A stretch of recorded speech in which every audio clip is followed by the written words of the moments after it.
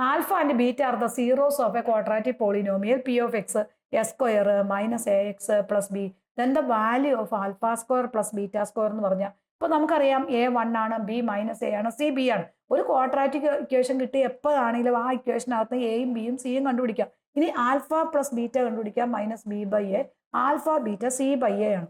ഇനി നമ്മളിവിടെ ചെയ്യേണ്ടതെന്ന് വെച്ചാൽ ഏതൊരു ഫോർമുലയ്ക്കകത്തും ഇത്രയും സ്റ്റെപ്പ് എന്ന് പറഞ്ഞാൽ കോമൺ ആണ്. ഇനി നമുക്ക് എന്താ തന്നേക്കണം നോക്കാം. ഈ ഒരു ഫോർമുല മാത്രം നന്നായി പഠിച്ചു വയ്ക്കുക. ഈ ഒരു ഫോർമുല വെച്ച് കുറേ പ്രോബ്ലംസ് നമുക്ക് ചെയ്യാൻ പറ്റും. Alpha square plus beta square എന്ന് പറഞ്ഞാൽ alpha plus beta the whole square minus 2 alpha ബീറ്റയാണ്. അപ്പൊ ആൽഫ പ്ലസ് ബീറ്റയുടെ സ്ഥാനത്ത് മൈനസ് ബി ബൈ എ വരും, ദ ഹോൾ സ്ക്വയർ വരും, മൈനസ് 2 ഇൻറ്റു ആൽഫ ബീറ്റ എന്ന് പറഞ്ഞാൽ that is equal to C by A വരും. ഇനി ഇത് ഇക്വേഷനിലേക്ക് കൊടുത്തു കഴിയുമ്പോൾ എന്ത് വരും? That is equal to B square by A square വരും, minus 2c divided by A വരും. ഇവിടെ എൽ സി എന്ന് പറഞ്ഞാൽ എ സ്ക്വയർ ആണ്. അപ്പൊ എ സ്ക്വയർ എൽ സി എടുത്തു. രണ്ടിനകത്തും വലിയ നമ്പർ ഏതാണോ അതാണ് L C.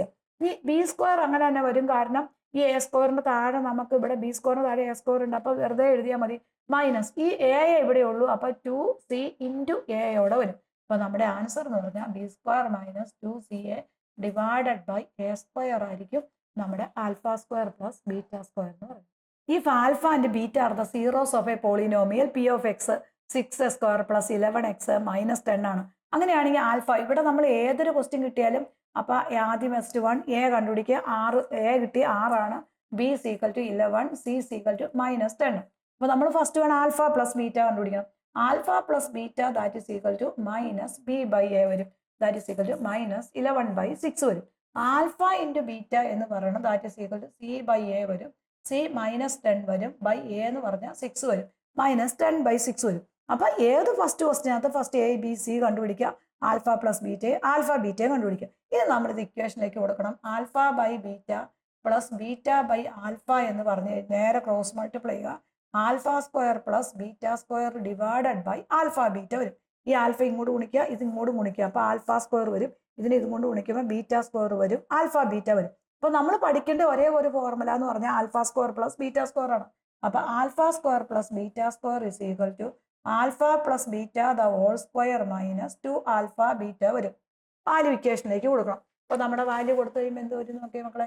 Alpha plus beta എന്ന് പറഞ്ഞാൽ that is equal to minus 11/6 whole square വരും. Alpha beta 2 into alpha beta എന്ന് പറഞ്ഞാൽ മൈനസ് 10/6 വരും. ഇതൊന്ന് സിംപ്ലിഫൈ ചെയ്യണം. അപ്പൊ 121/36 വരും.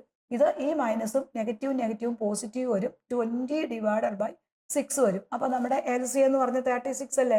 അപ്പൊ 36 എൽ സി എടുക്കുമ്പോൾ ഇവിടെ 121 വരും, ഇവിടെ 6 കൊണ്ട് പ്രോഡക്റ്റ് ചെയ്യുമ്പോൾ 120 വരും. അപ്പൊ ദാറ്റ് ഈസ് ഈക്വൽ ടു 241 വരും, ഡിവൈഡഡ് ബൈ 36 വരും. അപ്പൊ നമ്മുടെ alpha square plus beta square 241/36 വരും. ഇനി ഈ ഇക്വേഷൻ നമ്മൾ ഇവിടെ എവിടെ കൊടുക്കും? ഈ ഒന്നാമത്തെ ഇതിന് ഇക്വേഷൻ നമ്പർ 1 എന്ന് കൊടുക്കാം. ഈ ഇക്വേഷനിലേക്ക് കൊടുത്തു കഴിയുമ്പോൾ നമ്മുടെ ആൻസർ ആണ്.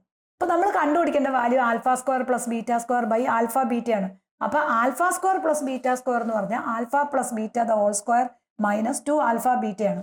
ആൽഫ ഇതിന്റെ വാല്യൂ നമ്മൾ ഓൾറെഡി ഇവിടെ കണ്ടുപിടിച്ചിട്ടുണ്ട്, 241/36 ആണ്. ഇനി ആൽഫ ബീറ്റയുടെ വാല്യൂ എന്ന് പറഞ്ഞാൽ എത്ര? That is equal to minus 10/6 ആണ്. അപ്പൊ ഇവിടെ ഇത് രണ്ടും കൂടെ ക്യാൻസൽ ചെയ്ത് കഴിയുമ്പോൾ നമുക്ക് വാല്യൂ ആയി that is equal to 241/36 into minus 6/10 ആണ്. അപ്പൊ 6ഉം 36ഉം വെട്ടിപ്പോയിട്ട് 6 വരും. അപ്പൊ 241 ഡിവൈഡഡ് ബൈ 60 ആയിരിക്കും നമ്മുടെ ആൻസർ എന്ന് പറയുന്നത്.